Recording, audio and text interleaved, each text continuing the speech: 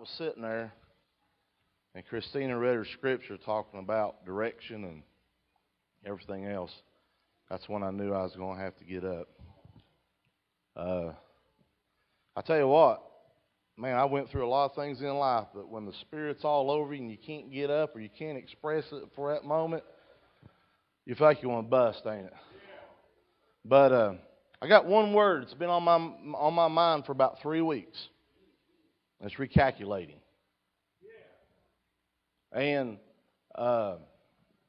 went with Gabe and Rena up to Columbus a couple of weeks ago. They sang at a church service up there, and we went up there, and everybody in here should know how to do a GPS system, right?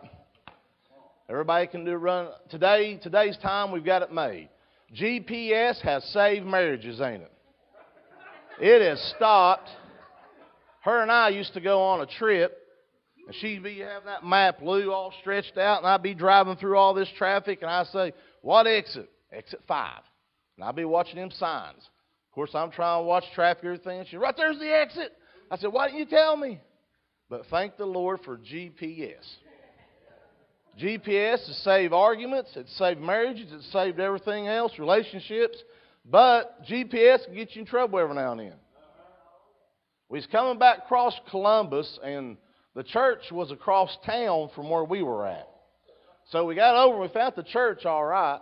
So he's coming back across town. Number one, Gabe made a mistake when he said, Aaron, you lead the way. That was his first mistake in Columbus. So here I am, a hillbilly from the north side of Glen Hayes, punched in the coordinates, and we was going across Columbus, and I'm talking about the route that I took went right smack downtown, right through it.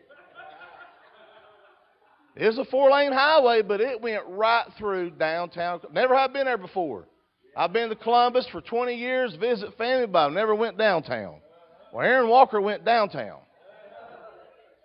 We went through there. GPS said, watch for this exit, and the exit sign didn't go with what was going on in the car. And sometimes in life, that happens to us in life. What we think that we're trusting in at that moment, sometimes we put faith into something instead of looking with our own eyes. Even though I seen the interstate kept going that way, I still took the exit what she said on the GPS. So as soon as I come off the interstate, I knew I messed up. Because the exit went right into streets instead of, I could see the road going right. Have we ever made a wrong turn in life? Have you ever made a wrong turn? Have you noticed when you make a wrong turn, more things happen right after it? Because not soon after the wrong turn, other things started happening because we got down there, Kurt, and it took us on a detour. Going around the blocks, and I could see the interstate running that way, and I was having to go that way. Have you ever felt like in life, whenever you feel like that you're supposed to go a certain route, and you think that's where God's wanting you to go, and no matter how hard you try to go that route and try to get on that right road, it seems like you're going further and further away from Him.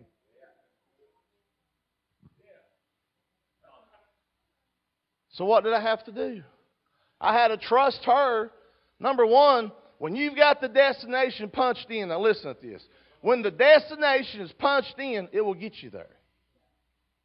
Now, a lot of times when we take a wrong turn, we can't get right back on track the way we want to. Because number one, that's when another direction comes to effect. Now, listen to this right here. I looked it up. And this ain't a Webster dictionary, but this is something else I come across this morning. And all I had was a word this morning until I come across this. A GPS saying recalculating after you've missed a turn told you to take, then it comes up with a new route based upon your current position. It don't matter what you've done in the past. It don't matter where you've been. It don't matter how you stand back then yesterday, but now to get back to where we want to get to, it's a new current location. There's people walking around today because they messed up yesterday. They're planning to mess up tomorrow for what they done yesterday. Your current location means a lot with God. Your current location means something to Him. The calculation starts now to get back on the road. No matter where I drove into Columbus, and all I kept hearing was recalculating, recalculating, recalculating. How many times have you been in a bad decision you made, and that's what you hear is recalculating, recalculating? What about that woman with the issue of blood that was kicked out, or she was out of the town because she wasn't even allowed in town? There's people that shows up here every week that feels like they don't belong here. But you do belong here. You're welcome here. You're God's children. Lost or saved, you are still His children. You may not acknowledge Him right now, but you are still His, and He's worried about your well-being. He's worried about your position where you are, and He's wanting to get you recalculated back on the right track. Your position is everything.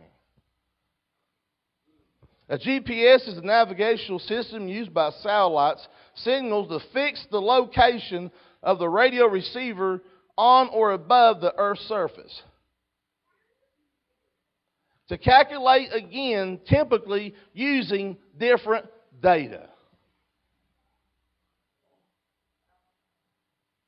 I thought about Moses. At one time, Moses, he was in the palace. And he had it all. He was one of the generals. He was probably from Pharaoh's son. He was the next in line. That's how much Pharaoh thought of this man.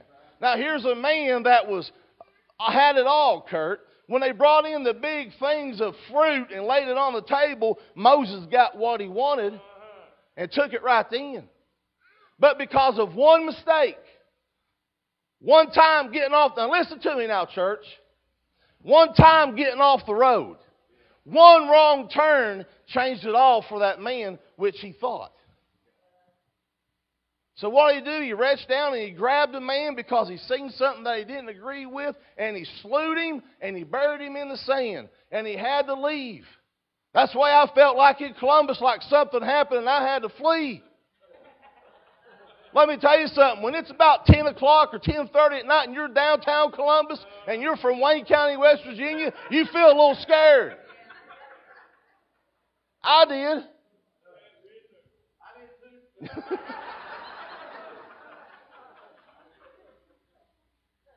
So he went to the backside of the desert, the Bible says.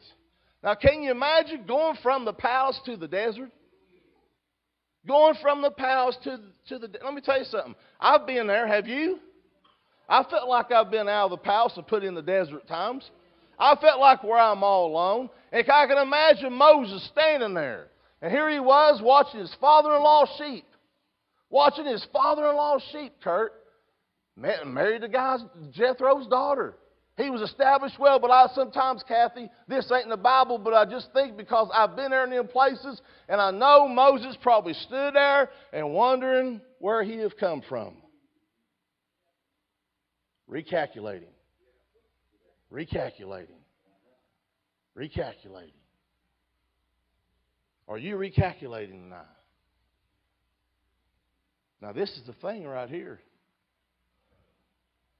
Are you willing to take the route what He's getting ready to give you?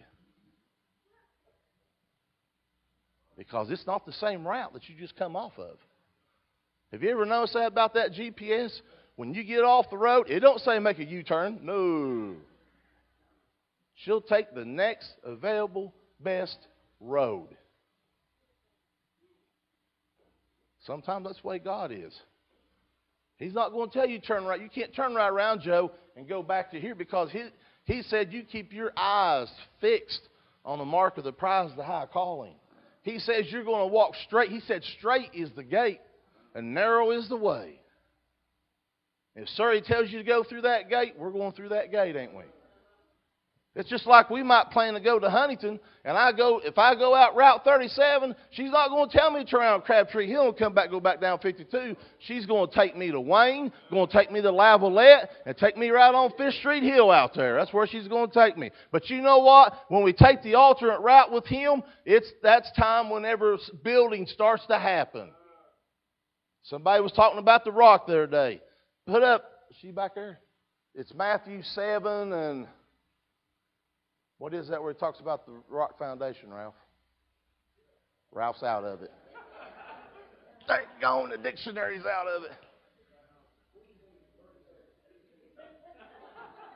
Is it 22 or 24, something like that?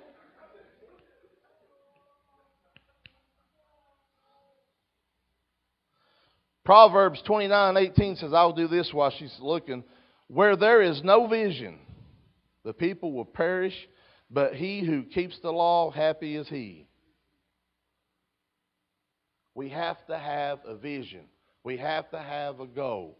Without a vision, marriages will fail. Without a vision, friendship will fail. Was it, Gabe? 7:24. Here we go. Therefore, whosoever heareth these sayings of mine and doeth them, I will liken him unto a wise man which built his house upon a rock. That sounds simple, don't it?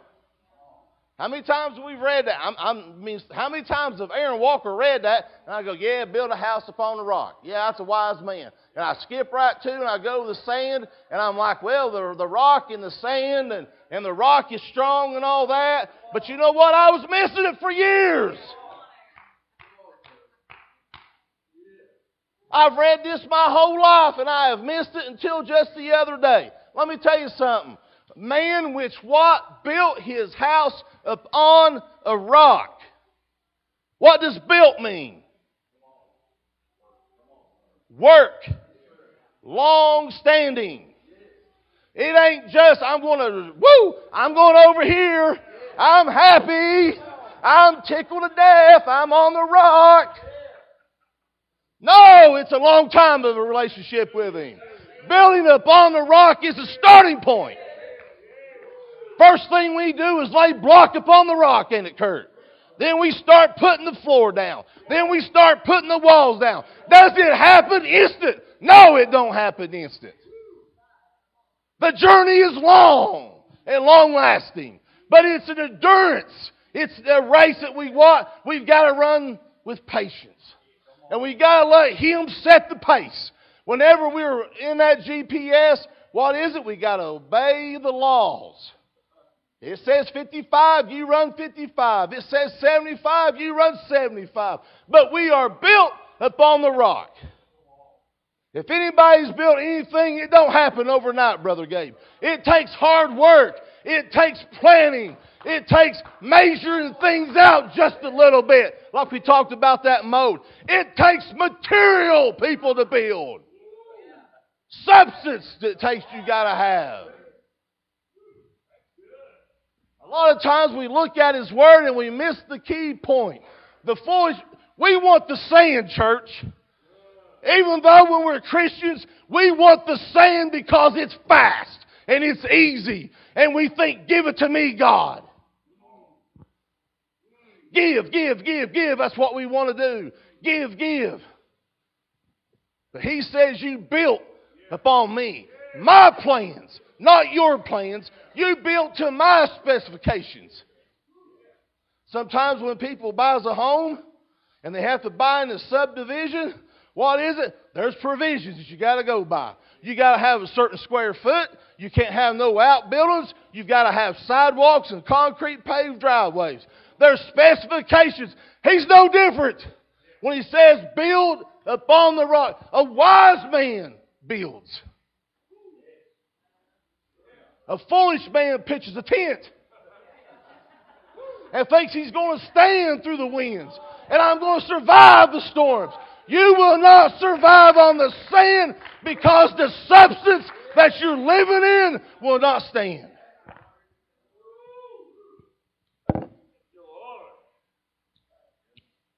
We want revival.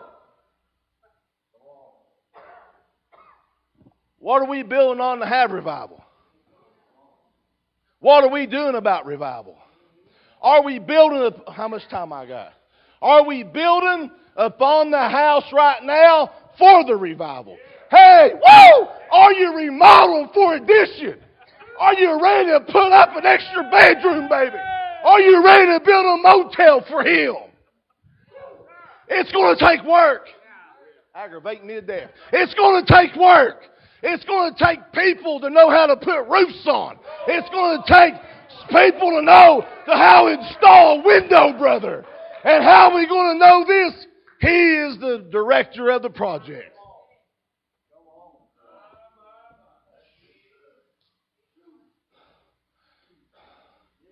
We're not going to tell them, here's a tent from Walmart, pitch it somewhere. We're going to have to show them how to build upon the rock.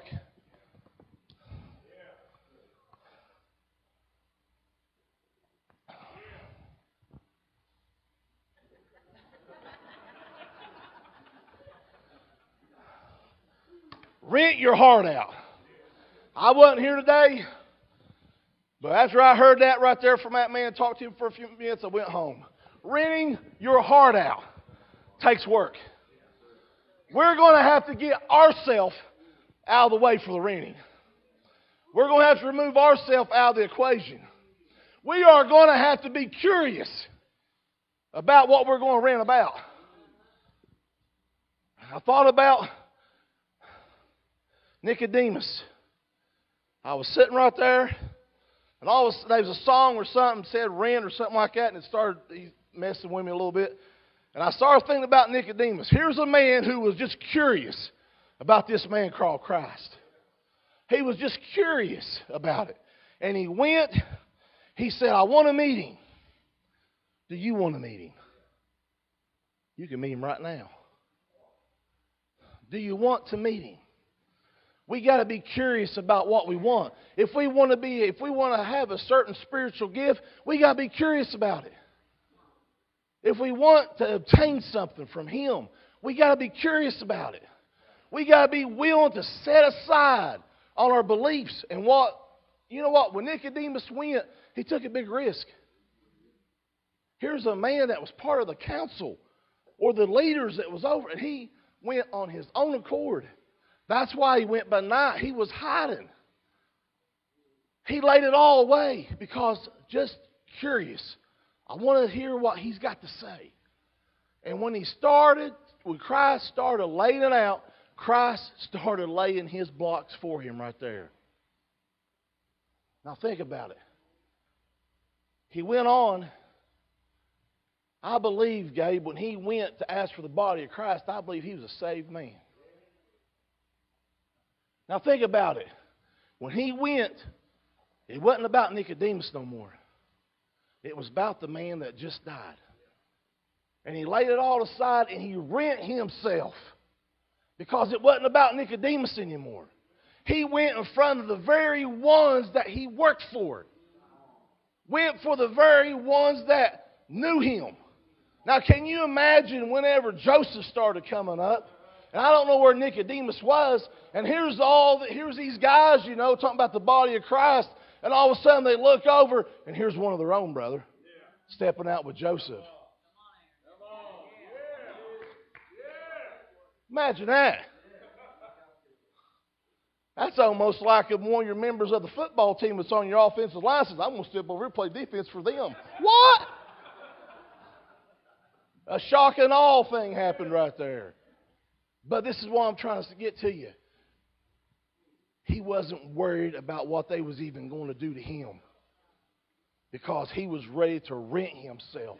Because it was all about what Christ had done for them. And he asked for the body. You know what? They may have not gave it just to Joseph. You ever thought about that? What a part that Nicodemus played. Yeah, there's another thing that we missed. Yeah, he asked for the body and they gave him the body. But you know what? Without that clout that Nicodemus had, they may not have gave it to Joseph. That's why it's so important when we are recalculating our lives. Because we don't know that we're going to be the very one that's going to be rented. We don't know we're going to be the very one that's going to rip the veil. We don't know we're going to be the first ones to step in on the other side of the veil. You don't know that because why? Recalculating.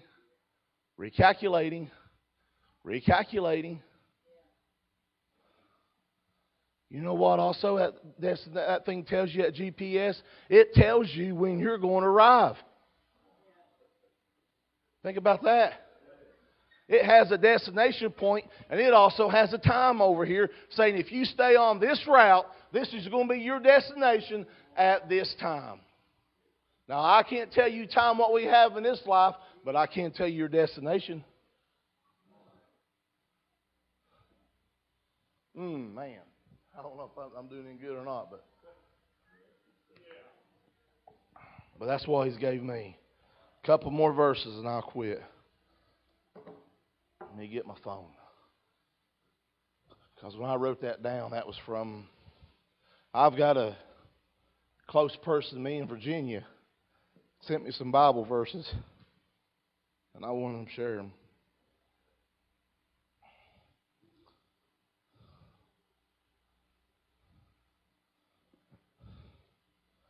Fear not, for I am with thee. Even when you're in downtown Columbus, He's with you. When you're in Atlanta, Georgia, He's with you. When you're in the fourth seat over at New Life on a Sunday night about 8:36, He's with you. Be not dismayed, for I am thy God. You ever notice that He always identifies Himself with you? He never comes on the scene and just tries to blend in. You know, when He comes in, first thing He always tells you is, do not be afraid. Fear not, it is me. That's like His passing out card, ain't it? In other words, fear not, it's me, it's thy Lord. I will strengthen thee.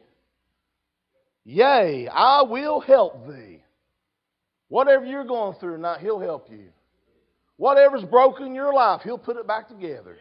Whatever your need, He'll hook it back up for you. He'll plug it back in. If it's money you need, He'll provide means about doing it. It might not be what we want as far as the amount, but it'll be enough to get by. I guarantee you that. I'm 46 years old now, and He's took care of me I've been on my own now for, a long time, 30 years.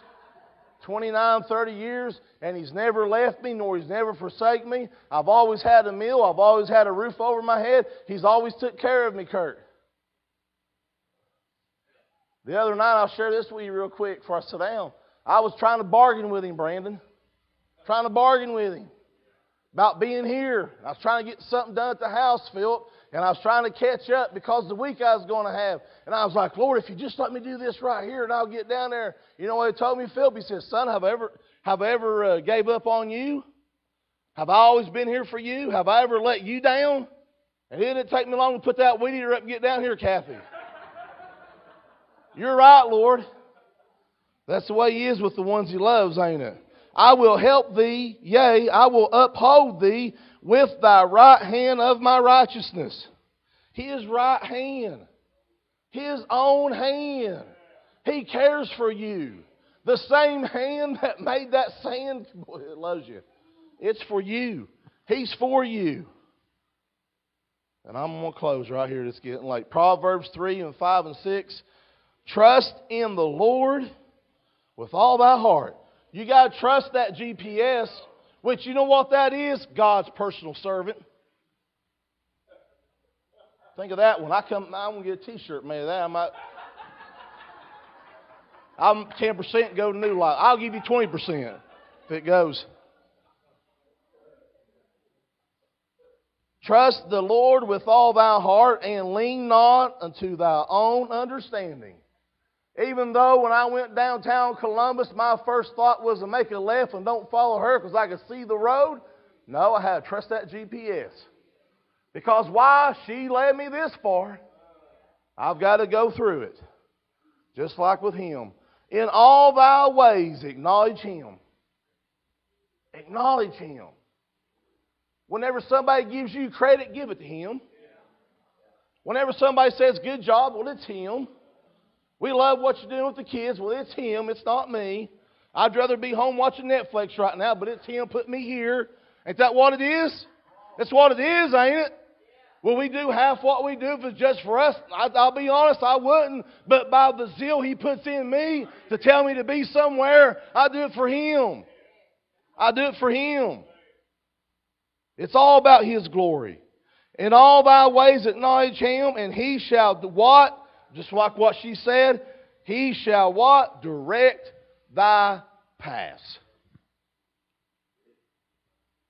Destination. En route. Is that what we do? But in order to get home, I have to punch in my latest installments and take me home. That's what happens. En route. Destination's found. It's coming. Our destination's coming. It don't matter how old you are and how young you are. It's coming. He's coming.